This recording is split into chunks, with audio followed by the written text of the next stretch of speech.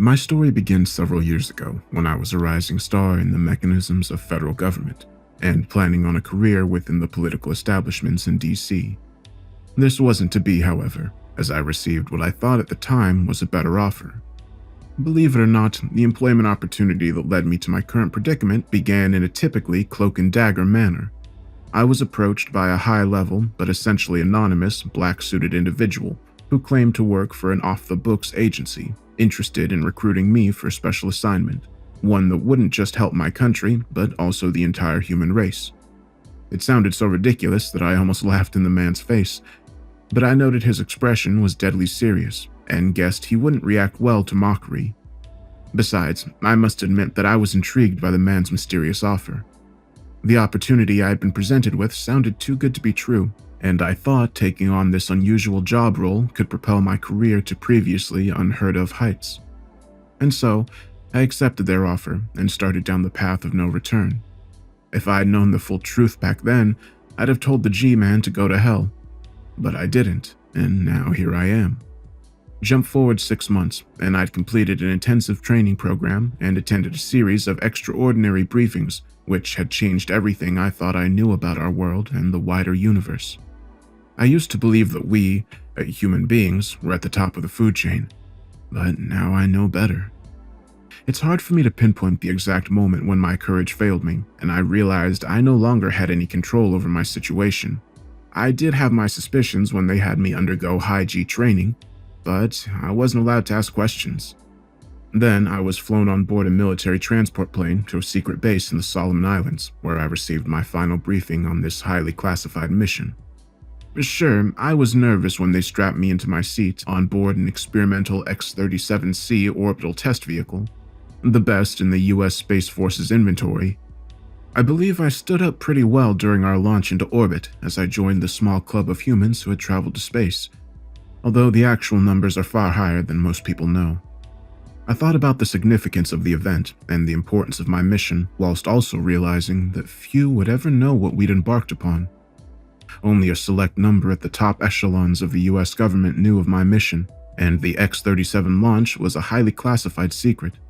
Our rivals in China and Russia would be watching closely, of course, but their governments had been briefed and were in support of our operation. On this issue, if nothing else, all the nations of Earth were on the same side. If the launch into orbit wasn't scary enough, our approach to the alien ship was truly terrifying.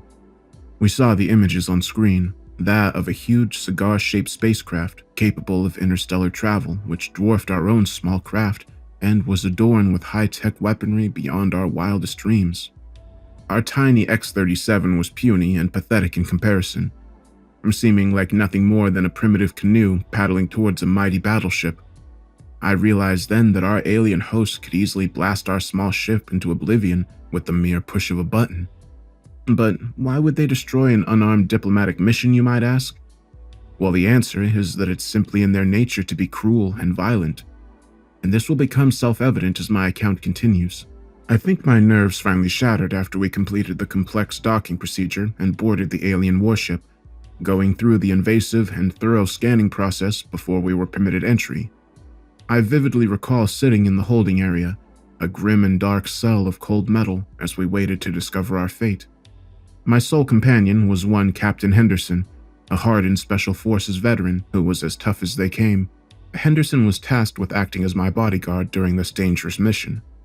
Our alien host didn't allow us to bring weapons on board their ship, but Henderson assured me that he was an expert in hand-to-hand combat, and so would be able to protect me if things went south. I wasn't so confident, however. As we sat in the darkened cell, I couldn't help but notice how Henderson was perspiring heavily as he struggled to contain his fear. He had a good reason to be afraid, as did I. You may have heard of the alien race who I was tasked to negotiate with. Their technology is far more advanced than ours, and they have been capable of interstellar travel for thousands of years, having first visited Earth at least 5 centuries ago. I'd never seen one in person, but their physical description was terrifying. A red-scaled reptilian race and sharp teeth and claws which could rip through human flesh without the need for any of their advanced weaponry.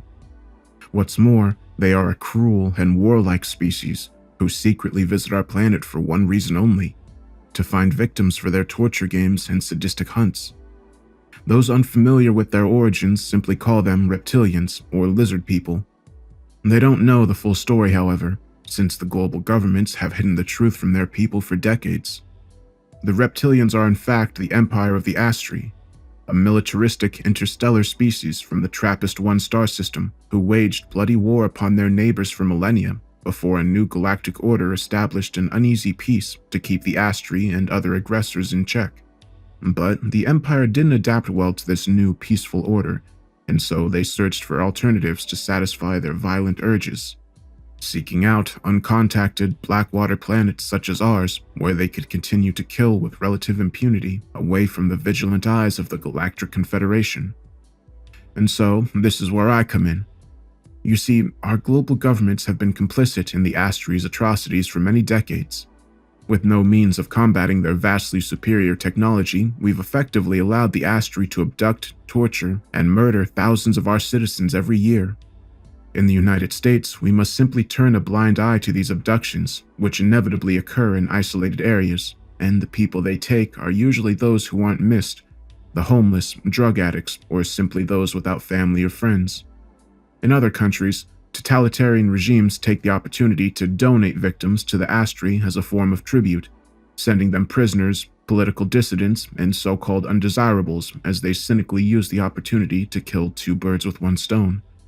This has been the state of affairs for too long, as the world leaders have sought to justify their secret collusion with the Astri mass murderers, believing that the sacrifice of thousands is necessary for the greater good, and because they fear the consequences of denying the alien slavers, knowing all too well that the Astri could devastate the Earth's surface with their space-based weaponry. But things have changed in recent times, which is why they sent me on this dangerous yet crucial diplomatic mission. For the first time in our history, we have a trump card to use against the Astri, and the powers that be back on Earth decided to play it.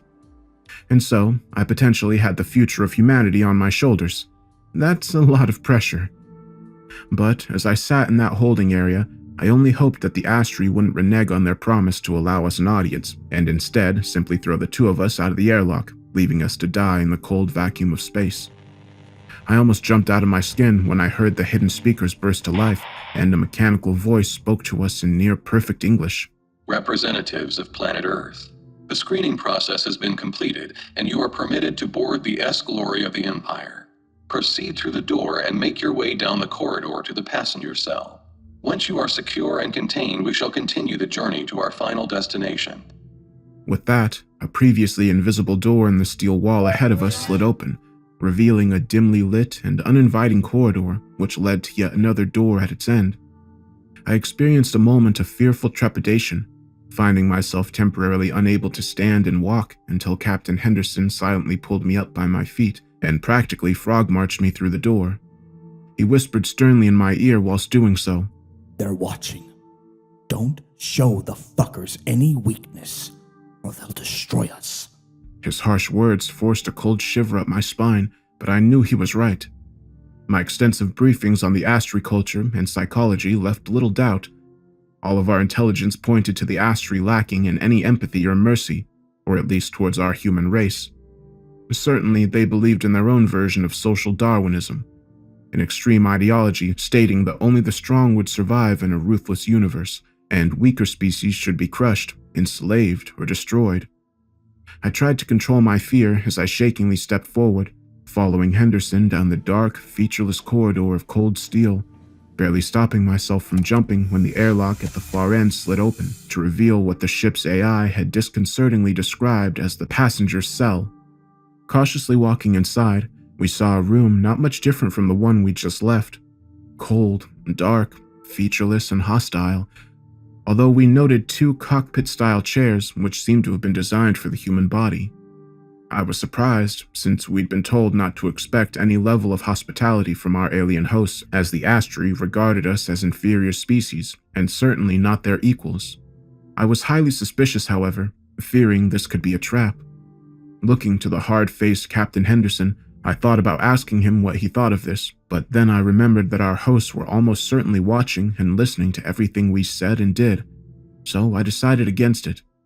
Henderson took his seat without uttering a word, quickly and efficiently strapping himself in for the space journey to come. I followed his lead, watching him closely as I repeated his actions to secure my seatbelt. I didn't know how Henderson knew what to do and how he stayed so calm and confident under the circumstances. I supposed it was his training kicking in as he quickly adapted to this alien environment. I wish I had his confidence, but what we were facing scared the shit out of me. The experts at NASA and the Air Force had warned us that we'd be making a journey that would take months or years in our rockets in the span of just a few short hours. We had little knowledge of the Astries' technology, and most of our assumptions regarding their spacecraft were based on theory alone. The assumption at the time was that Henderson and I would be traveling farther out than any Earth-based lifeform had done before, and we would be subjected to a G-force which no human being had previously experienced. They had no idea whether our bodies could survive the journey, and we had to take whatever assurances the Astri had given us regarding our physical safety with a pinch of salt. So, you can imagine the fear I experienced when the ship's engines came to life and we were propelled through space at a tremendous speed. Imagine my surprise and relief when I discovered that our journey was not only survivable, but also relatively comfortable. No worse than my time aboard the X-37, which had transported us into orbit. The flight towards the edge of our solar system lasted a mere 3 hours, and I felt my confidence growing as I realized we would make it through this leg of the journey. Maybe the Astri were genuine about wanting to enter negotiations, I told myself. Perhaps they were finally granting us the respect we felt we deserved. This is what I thought, but now I know I was lulled into a false sense of security. I remember the moment we arrived at our destination. The ship slowing as a shutter screen on the far wall of our cell opened to reveal a stunning scene. Before us was Jupiter, the majestic gas giant and largest planet in our solar system. I stared out the porthole in stunned awe, admiring the glorious atmospheric bands and the famous Great Red Spot, an enormous anticyclonic storm which had raged for centuries and was large enough in dimensions to swallow up Earth several times over. I found myself mesmerized by Jupiter's beauty and felt very humbled, knowing that I was one of the first human beings to observe the planet with the naked eye. The alien ship descended through Jupiter's orbit, accelerating toward the gray and rocky moon which I recognized as Europa. As we approached the moon, I spotted a grotesque artificial structure half buried in its rocky surface, a collection of steel fortifications and powerful space-based weapons, which I understood were connected to a vast network of subterranean tunnels and chambers. My jaw dropped as I surveyed the ugly and austere facility, the Astri's main base in our solar system. The Europa outpost had existed for decades, and Earth's government had known about it for just as long. The Voyager probes had observed and photographed the facility from afar, and many other missions have documented it over the years. We knew it was the Astri's main staging point for their clandestine raids on Earth, but little else. Going in, I didn't know what to expect, but I was sure our alien hosts were showing us their moon base as a means of intimidation. There were signs of battle all around as we descended, and I noted the twisted debris of destroyed ships and war machines trapped in Jupiter's orbit. Meanwhile, the surface of Europa was riddled with fresh craters, surely the result of orbital bombardment or misdirected missiles. I silently glanced across at Henderson and noted the disappointment in his eyes, a feeling which I shared. Both of us had hoped the Astri would have suffered greater damage. As I said before, Earth's governments have long been helpless in the face of the Astri incursions, but this has recently changed. A year before I was recruited to this secret diplomatic mission, our space watchers observed a fierce battle in Earth's orbit, as an Astri hunting ship was engaged and apparently destroyed by a vessel of unknown origin. This event might have remained a mystery had it not been for the unexpected landing of a small capsule deep in the American Midwest. This escape pod contained 2 humans who had an extraordinary tale to tell.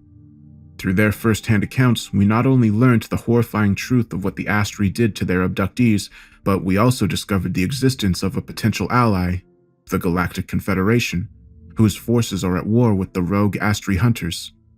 News of the space battle finally forced our leaders into action, and a secret council demanded that the Astri agree to a meeting to renegotiate the terms of our agreement. But this wasn't the end of the story.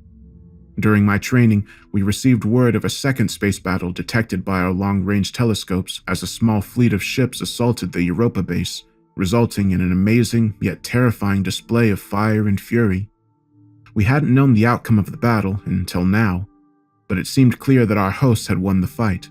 I experienced a terrible foreboding as our ship made the final approach down to the vast moon base, the mighty vessel being dwarfed by the huge, sprawling facility as we docked on a landing bay with a heavy metallic clunk.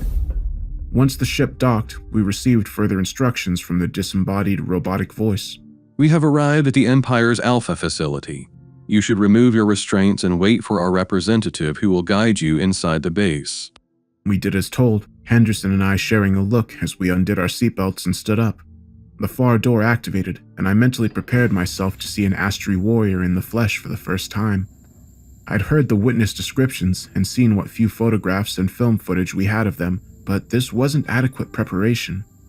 I took a deep breath as the automated door slid open, but was disappointed by what I saw on the other side. We were met by some kind of robotic drone hovering in the air as its scanners and cameras observed us and collected data. I remember the witness accounts of the Confederation war machines and wondered whether the Astri had adopted the same model. The two of us stood in confusion as the robot spoke. I am Unit 537, an AI drone in the service of the glorious Astri Empire. I have been tasked by my masters with guiding you through our facility and concluding our negotiations. I was left flabbergasted and found myself unable to speak as I tried to process this unexpected development. In the end, it was Henderson who broke the silence as he launched into an uncharacteristic outburst. What the hell is this? Where are the Astri delegates? This is not what we agreed. The flying robot turned to face my military companion before answering in the same monotone, mechanical voice. I know nothing of these arrangements you speak of. Let me assure you that I have been granted the necessary plenipotentiary powers by my masters. I would also advise you not to engage in any further emotional outbursts. My masters may view such tirades as acts of aggression and respond accordingly. Now, you must follow me. With that, the drone swung around and entered the facility. I shot Henderson an angry look and whispered, "What the hell were you thinking? Are you trying to get us both killed?" Henderson simply shook his hair in despair before saying, No plan survives first contact with the enemy. We need to adapt. I stared at my companion in confusion, wanting to ask him what he meant, but Henderson simply nodded and said, Come on, let's go. He proceeded through the open doorway and I followed, not yet realizing we were walking straight into a living hell. The interior of the Europa base was slightly less bleak and intimidating than the spaceship, but only marginally so. The corridor walls were white and sterile, and my nostrils were filled with what smelt like disinfectant. As soon as I set foot inside, I felt something was terribly wrong, and a sense of impending doom came over me. I was frightened and on the edge, but it was more than that. Within a few seconds, my head was pounding, the pain growing inside my skull until it became unbearable. I felt naked, exposed, like suddenly my deepest thoughts and secrets were there for the whole universe to see. And it got worse. Suddenly, my aching brain was assaulted by terrible, horrific images. I saw human beings tortured by the vile Astri killers, a man ripped to shreds by claws and teeth, a screaming woman strapped to a gurney and operated on without anesthetic, and many more scenes of violence. The images I saw inside my head were so vivid that I could almost hear the blood-curdling screams and smell the gory viscera. I struggled to stay on my feet and see straight, turning my head to look upon my companion. Any hope I had for support faded as I saw Henderson was fighting his own internal battle against whatever psychological weapon the Astri had deployed against us, sweating profusely as his eyes bulged and face burnt red. I reckoned he was using all his mental strength in an attempt to keep the enemy out of his head, although I doubted he would be successful. This was a new tactic which we hadn't been warned about during our briefings, and frankly, it terrified me. What chance did we have if the Astries could destroy our mind as well as our bodies? The pressure built up inside my skull until I thought my head would explode, and for a horrible moment, I believed they would kill us through this vile method. But the assault upon our brains ended as suddenly as it had begun, the pressure lifting and sadistic images disappearing, although I couldn't forget the horrors I'd seen. Our robotic guide acted like nothing had happened. leading us to yet another automatic door at the end of the sickly white corridor as it turned to address us in its deadpan, mechanical voice. My masters thought you might wish to visit your fellow Homo sapiens who we accommodate at this facility. I will now show you our holding pens. I felt a sickness deep in the pit of my stomach after hearing the drone's emotionless words, casting a glance towards Henderson in the moments before the next door slid open. The first thing that hit me was the smell, a foul stench of waste that reminded me of a zoo or kennels. And then I heard the wails, screams of agony and pain, which I was horrified to learn came from human lips. Our robotic guide led the way as Henderson and I entered a living hell under glaring artificial lights. We were sickened yet awestruck at the horrific scenes we witnessed. Beyond the doorway was a vast bunker filled with rows of steel cages stacked on top of each other all the way up to the ceiling. We saw thousands of small 6x6 cages, each containing a human prisoner, abductees imprisoned by the Astri for their sadistic purposes. I saw people of all races and creeds, male and female, young and old. Their alien captors treated them all with the same contempt and cruelty. All were naked except for the ugly shock collars secured to their necks, and as I walked closer, I saw how all were emaciated and left to live in their own filth. Many bore scars and injuries, surely as a result of the torture they'd endured. Others looked sick, and more than a few appeared to be on the verge of death. But the most horrifying moment came when many of the prisoners noticed our presence, the word quickly spreading through nervous but excited whispers between the cages. Suddenly, thousands of eyes lit up with something very dangerous indeed: hope. A moment later, the 1,000 voices were all calling out in a dozen languages, crying and begging as we walked past them, pleading for us to save them. I couldn't take it. The hellish din was too much. The worst thing is, I realized we were powerless to help these damn souls. Even if the Astri did agree to release their prisoners, we had no means of transporting them back to Earth. I doubt any of these poor bastards knew where they were, but they surely guessed what terrible fate awaited them. I felt like dropping down to my knee and rolling into a protective ball as the desperate wails nearly burst my eardrums. But then, all the prisoners emitted a new sound, one of shocked pain, as every one of their number collapsed in agony, screaming as they clutched hold of their throats and squirmed on the floor of their cages. To my horror, I realized that the prisoners' shock collars had all been activated simultaneously as a form of collective punishment. Despite my terror, I screamed out in anger and challenged our guide. "You damn savages! You have no right to treat our people this way!" I realized how foolish my words were as soon as I spoke them. The drone swerved around to face me, and I wondered why I'd taken my anger out on an AI which merely served the cruel Astri and probably had no capacity for independent thought. The hovering robot looked over me with its inbuilt cameras, lights flashing on control panels as it processed data, and then the machine spoke. Quiet. I have warned you both about the consequences of emotional outbursts. Let us proceed to the amphitheater where you may witness the fruits of my master's work. With that, the robot turned and flew forwards, leaving Henderson and I to look upon the defeated prisoners, all wounded and silent as they glared down upon us with disappointment in their eyes. And somehow, those silent, reproachful looks were even worse than their screams and cries for mercy. I thought this was as bad as it could get, but then we exited the prison chamber and entered a whole new circle of hell. We walked out onto an empty stand overlooking an oval-shaped arena with a circular pitch around 100 feet in diameter, surrounded by 10-feet walls on every side. The surface of the arena was covered by a strange plastic-like substance, although the oval had a primitive and low-tech feel when compared to the rest of the facility. However, I was amazed at the sheer size of the moon base, which could accommodate a small stadium. Racking my brains, I tried to think, and I soon realized how this zone reminded me of a Roman Colosseum, and my heart sank as I considered the terrifying implications of my observation. Suddenly, our attention was drawn to a ring of VIP-style boxes set above the stands as steel shutters slowly ascended to reveal a terrifying scene. This was the first time I saw them, in the flesh, the Astri, dozens of alien dignitaries sitting and standing in luxurious boxes behind thick glass, all looking down upon us with a sadistic glee in their cold, reptilian eyes. I scanned from side to side in a panic, realizing that the vile creatures were all around us. although they remained behind their transparent barriers, apparently waiting for something to happen. Henderson shot straight up as his instincts kicked in. He automatically reached for a weapon he did not carry before shooting our robotic guide a look that could kill.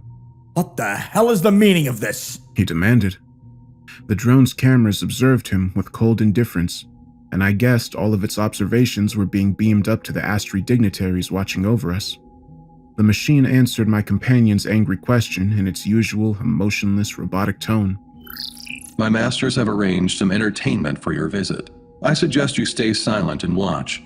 I was still trying to work out what the machine meant when I observed a hidden door opening in the circular wall of the arena below us, revealing what looked like a chute leading down to the plastic-covered ground. I watched on in shocked horror as 1, 2, and then 3 bodies slid down the chute, all landing heavily on the ground before the door slammed shut, trapping them inside the walled arena. At first, I thought the 3 were dead, but it turned out they were only disoriented or possibly drugged, as within a few moments, all had regained some level of composure and were able to stand up on their shaking legs. I saw they were all young men, half naked and emaciated, a terror present in their eyes as they surveyed their new prison. A moment later, a second compartment opened to reveal a steel rack filled with handheld weapons, including what looked like machetes, axes, and short swords. The scared trio looked at the weapons in confusion, clearly having little idea why they were there and what was expected of them. Unfortunately, I now had a good idea of what was about to happen.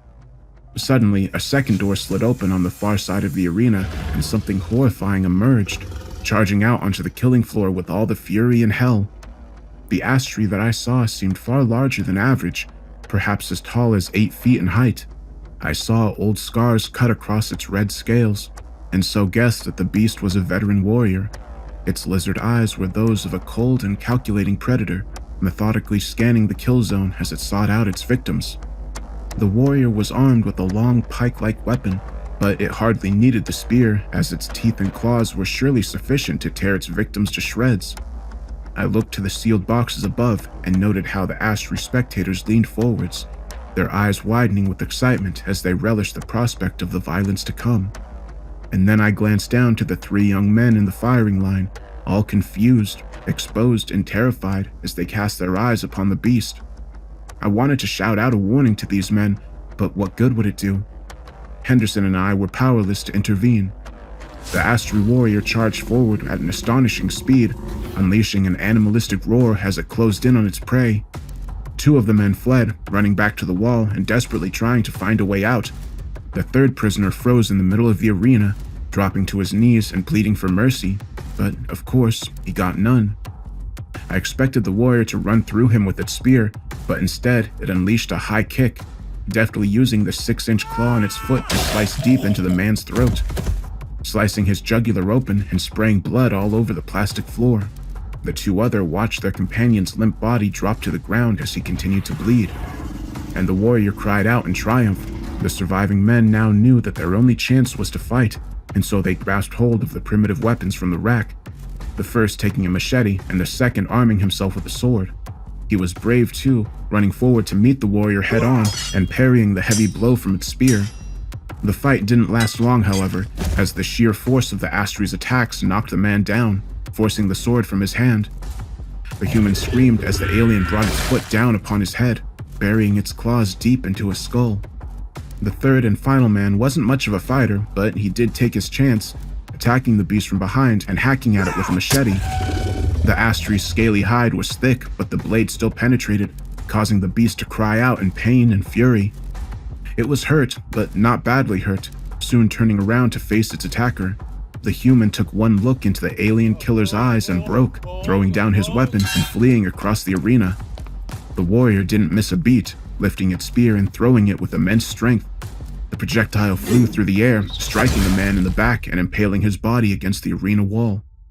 The dying man twitched as his life drained away, and the alien warrior roared in celebration of its bloody victory. Its fellow Astri were equally happy at the outcome, banging their claws against the glass in excitement as their sadistic urges were satisfied. I looked to Henderson and saw his fist clenching tight, and his face was red with fury. As for me, I just felt sick to my stomach at the atrocity we'd been forced to witness. I shook my head in disgust as I looked upon the hovering machine and spluttered out my emotional words. What was the point of all this? Why bring us all up here just to watch our people get tortured and killed? I thought you wanted to negotiate. The robot paused briefly before delivering its telling response. Actually, my masters agreed to these negotiations in good faith. Your side has broken the terms of our agreement. I was left astonished and confused by this statement. What the hell do you mean? Your scan came up clear, but your companions raised a red flag. I turned to face Henderson, only to find he would not meet my eye. I noticed how his face had dropped and turned pale white as the sweat dripped from his pores. I was left speechless, but our robotic guide continued to explain the situation. The trace was subtle, but our sensors detected a viral infection in Captain Henderson's blood. Analysis of the virus confirms that it is genetically modified, specifically designed to be harmless to Homo sapiens, but lethal to the Astri species. Clearly, the intention of Earth's governments was to infect and destroy the Astri population of this base with their crude biological weapon. My jaw dropped in disbelief, and I thought this must be a lie. I turned to Henderson in hope for reassurance, only to see him charge the robot with malicious intent. The machine reacted instantly, extending a mechanical arm and firing a dart into Henderson's chest. He stumbled backwards, looking upon me with guilt before his eyes rolled up into his skull, and he collapsed heavily onto the stand. I turned in time to see the robot re-aiming its extended arm in my direction as it prepared to fire a second shot. Wait! I screamed, but it was futile. The dart struck me in the center of my chest, causing me pain but not a fatal injury. But whatever poison the dart contained coursed through my veins, and suddenly my whole body went numb. Next, I felt myself falling as my legs gave out and I hit the ground hard. My whole world went black. I awoke slowly, still feeling groggy as I opened my eyes and tried to move, only to find I could not. To my horror, I found myself inside a tight cage hanging over an enclosure of some kind. I could hardly move as the cage was so small, and when I looked down, I saw a thick vegetation of tropical plants and a clearing directly below me. Glancing to my left, I found my companion, Captain Henderson, awake and also trapped in a tight cage hanging over the enclosure. I opened my dry lips and forced out my words, shouting angrily as I chastised Henderson for his betrayal. What the hell, man? You let them inject you with a biological weapon? Are you crazy? Henderson lowered his head, once again not meeting my eye. I was only following orders. Whose orders? What lunatic ordered this attack? What made them think this madness would work? It was always a long shot, but the brass believed it was our best chance. But why? Why wasn't I told? What the hell happened to our negotiations? Henderson sneered dismissively before answering me. Wake the hell up, man. The diplomatic mission was just a cover. We can't negotiate with these monsters.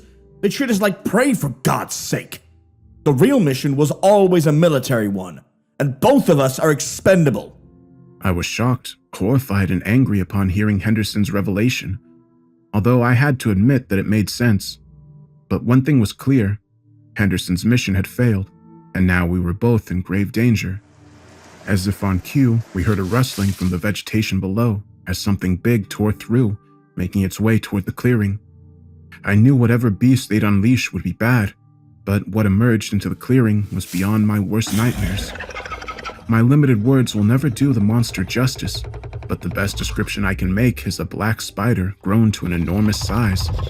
Its body must have been twice the size of a fully grown man, complete with 8 long, thick legs covered in fur-like hair, and the creature had a set of 12 dark eyes like a kaleidoscope which scanned the kill zone with a predatory zeal.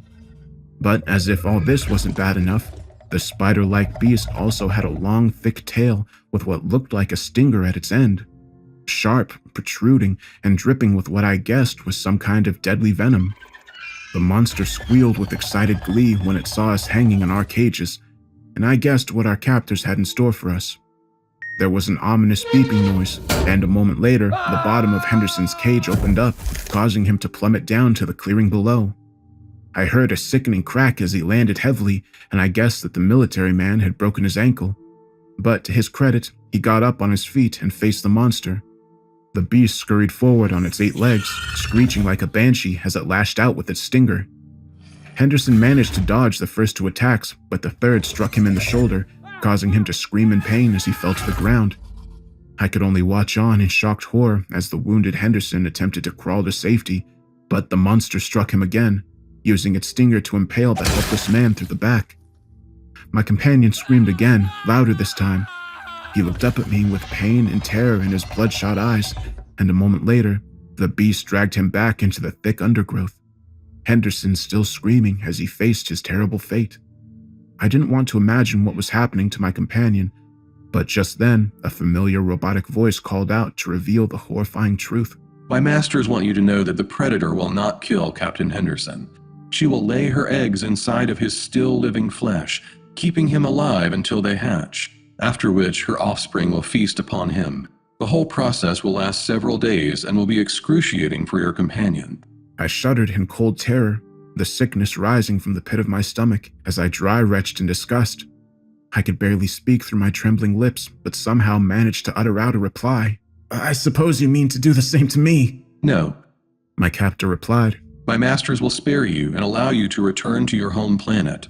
You are being spared to deliver a message to your leaders. Tell them what you saw here and inform them that their treachery has been exposed. There will be repercussions for their deceit in due course. In the meantime, we are doubling the quota and expect delivery of the next batch of tributes within 1 of your weeks. Failure to comply will result in severe penalties. Those thinly veiled threats chilled me to my bone as I continued to hear Henderson's muffled screams, and my cage was slowly lifted from the beast's enclosure. As it happened, the Astri kept their word and sent me home. I'm almost ashamed to admit my relief at living through the ordeal, and now I'm racked with survivor's guilt, not to mention terrified of what the Astri will do next. Once I got home, I was inevitably debriefed extensively and aggressively by various government suits and military brass, continuously ordered to recount the events of our botched mission. I think they know how badly they messed up and were truly frightened of the inevitable backlash. I believe some of my interrogators would have liked to pin the blame on me, but I guess others disagreed because I was eventually released. I expect I'm not much longer for this world, however, as several witnesses have fallen victim to unfortunate accidents in recent months. Our leaders are scared because they know the Astri could come for them at any time. They'll do anything to save their own skin and cover up their mistakes, and this includes sacrificing thousands of their own people as tributes to these monstrous killers.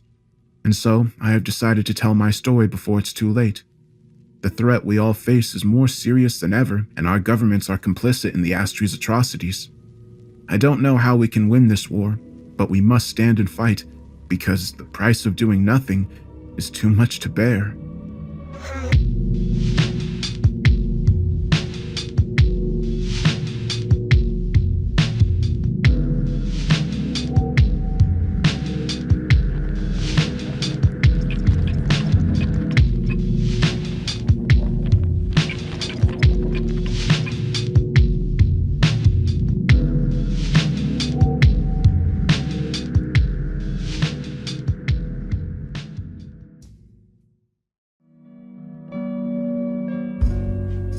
Hey everybody, how was your Labor Day weekend? Did you do anything fun? Did you just relax? I pretty much just took the weekend off and hadn't really done much, so it was nice to relax and take some time off from the channel. With this video, just so you know, there is another story that you can listen to that comes before this one. You don't have to have listened to it, but it does mention it. It's called Alien Abductions Are Real. I'll link to it in the pinned comment. I like how sci-fi the story is. Normally with a lot of scary stories that relate to sci-fi, they're only like a little bit sci-fi. This is pretty sci-fi. It's got like intergalactic confederations and alien wars and stuff like that. It's pretty cool.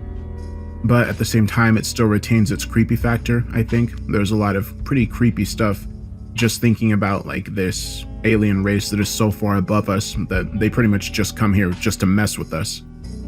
Along with some of the other stories I have coming up, I do plan to do more sci-fi related ones. If there's any particular type of sci-fi story you'd like me to do, feel free to let me know. Oh, and also an update on the SWAT officer stories that I'll be doing. I'm just waiting on a few lines from some other narrators. I have most of the lines that I need, but I'm still waiting on lines from like 2 or 3 more people. Once I get that, I can start doing the bulk of the work, and then I plan to have the video out in the next week or 2. But yeah, I'm excited to see what you all think of this story, and I hope you have a great day.